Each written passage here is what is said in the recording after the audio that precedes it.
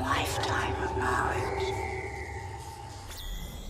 If you are a Star Trek fanboy like I am, surely the whole lore around the Borg has remained one of the greatest mysteries around the franchise.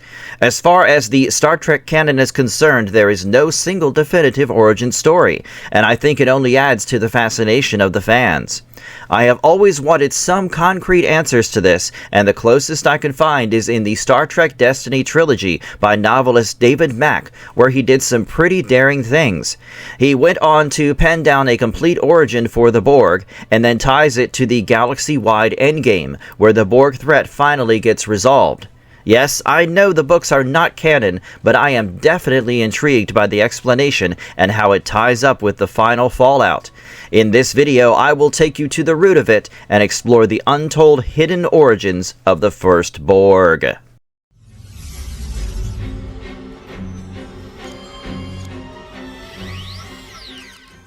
So, David Mack's Destiny trilogy includes novels like Gods of Night, Mere Mortals, and Lost Souls, and they offer some valuable insights into how desperation and survival instincts birthed the collective. For those of you who have a very vague idea about the Borg, they are basically an alien group that has been a recurring antagonist in the Star Trek universe, even though they don't necessarily have the characteristics of a typical fantasy villain. The Borg are cybernetic organisms that are linked in a hive mind called the Collective, and they strive for perfection even if that means pursuing questionable methods. Many people remember them from the movie Star Trek First Contact, but they have also been a major part of the Voyager and Picard series, so you can tell that the lore is deep enough. Okay, so now that the basics are clear, how about we dive right in and see how the Borg came into existence in the first place? Where it all begins is way earlier than the events of Picard, and even earlier than the Federation that you are used to. I am talking about the early era of Earth's warp exploration,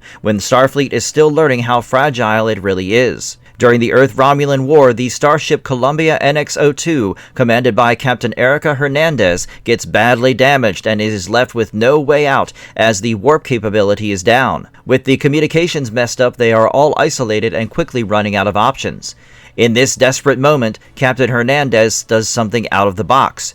She points the ship toward the nearest habitable world and pushes impulse engines to extreme sublight speeds. This does save them, but there are consequences of going so fast for so long, as it creates time dilation. Even though the crew only experiences a short stretch of time, the outside universe keeps moving, and they arrive at a world called Aragol in the year 2168, even though it is only 63 days on board. On this new world, the crew encounters a species that will change everything, the Kaliar. The Kaliar are not your average alien race, and the narrative portrays them as an extremely advanced and supremely private species that operates on a level that makes most of Federation technology look like primitive tools. Also, I find it particularly chilling when the Columbia crew realizes that the Kaliar wouldn't let them leave, so there is no going home. Since they have been discovered by the wider galaxy, they must remain there to maintain the secrecy of the species, and it is essentially an unofficial lifetime imprisonment. Hernandez tries to navigate this without turning it into a full-blown war, but things soon start to go sideways when the crew members differ on how to deal with this crazy situation. A mutiny starts to form among some Columbia personnel and Mako officers, and they rebel against Hernandez's attempt to cooperate with the Kaliar. When the rebellion turns deadly, it leads to the destruction of a Kaliar city and disrupts a massive project called the Great Work, which is all about intergalactic communications on a scale most species cannot even imagine. This initiates a chain reaction that nobody can ever really stop. The star of Aragol becomes supernova and the planet is doomed. The damage and chaos is so catastrophic that the planet is doomed, and the damage and chaos also trigger unstable subspace phenomena, including vortexes and tunnels.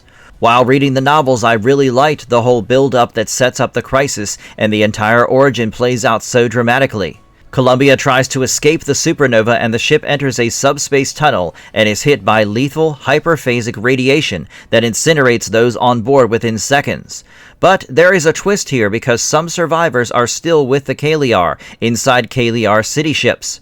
Two such city ships are named Mantilus and Axion, and both of these get caught up in the subspace chaos and get thrown across the galaxy across time. It just so happens that one of them lands in the exact place and era where the Borg can be born. Talk about coincidences. Meanwhile, the Kaliar city ship Mantelus is displaced through a subspace tunnel and ends up in the Delta Quadrant in approximately 4527 BC. This is so deep into the past that there is no Federation and no rescue coming. In fact, there is no infrastructure either, and you just have a handful of survivors with whatever they have at their disposal. Mantelus contains Kaliar and a pocket of human survivors associated with the Colombia disaster. They are thrown into a harsh environment described as Arctic and punishing. This is the kind of place where shelter is life and exposure is death. And now I will get to the most important concept in this origin story. The Kaliar are not merely individuals. They possess a kind of group consciousness, a shared mental unity that can be maintained through their technology and biology. Mantelus is damaged. Their systems degrade over time and the resources fail, as do the bodies. Clearly, the humans are not built for this. In the Destiny account, many of the human survivors die over time, largely because the environment is too brutal and their situation is too hopeless. The Kaliar face a different horror. Their cohesion and even their sense of self begin to fray. Memory falters, identity blurs. Some Kaliar sacrifice themselves to keep the Gestalt alive, essentially giving up their individuality so the rest can continue. At some point, the Kaliar offer a solution to the remaining humans. A merging, and I am talking about a literal fusion of minds and lives. This will become a shared existence that can keep both groups alive. The humans resist because from a human point of view, it sounds like dying while your body keeps walking. This brings me to one such character who is so important to all that happens next. This is one of the Kaliar survivors called Sedin, and she believes that the moral concerns of this shared existence are secondary to survival. I mean, while reading up the whole situation, I did feel the same, but the concerns were alarming as well. The priority becomes continued existence, even if it means forcing a union that others do not consent to. And as time passes, Sedin becomes increasingly isolated. The other Kaliar fade, die, or are consolidated. Systems fail, and her own mind and form degrade. I just see this as a nearly godlike being, reduced to a single decaying survivor, stranded in the prehistoric Delta Quadrant, surrounded by dying humans who still refuse the one path she sees as salvation. This is where the Borg are born, and it is just out of pure desperation more than anything else. When the humans return to Sedin for help, she does not negotiate anymore. She forces the merge. She will not allow herself to die if a union can preserve her life. The result is not a harmonious joining, but a corrupted birth. The forced merging of humans with a degraded Kaliar mind twists the Gestalt into something new. It becomes a collective consciousness driven by hunger, need, and survival at any cost. And that is the first Borg. Now, here's the terrifying part of how Destiny frames it. Once the first Borg exists, the logic is self-feeding. You can't stabilize without more resources. You can't preserve yourself without adding minds, bodies, technology, strength. So the new entity does what Sedin's survival instinct demands. It expands and assimilates, and it turns survival into ideology. That is what most of you know Borgs to be, as an entity obsessed with perfection through addition. Aside from that, you also get the connection to why the Borg are in the Delta Quadrant, and why their early history is ancient and buried in time. They become the echo of a once advanced civilization's group mind that is poisoned by coercion and fused with human refusal and suffering. Destiny does not map out every single century of Borg expansion in minute detail, but it plugs into what on-screen Trek suggests about Borg age and growth. For example, Voyager's Dragon's Teeth places the Borg as a relatively minor Delta Quadrant nuisance around the late 15th century AD, then exploding into a vast power by the 24th century. So in this telling, the Borg spend millennia evolving from that first coerced merge into the full assimilation-driven collective we know. They refine the method, but at its core, it's still the same original sin. A collective that was meant to be communion turned into conquest. Now we jump forward to the trilogy's main present, set in 2381. The Borg return with overwhelming force. In the Destiny summary, it's a massive crisis that pulls in multiple crews and storylines. Picard and the Enterprise are involved. Riker and Titan are involved. Ezri Dax and the Aventine are involved.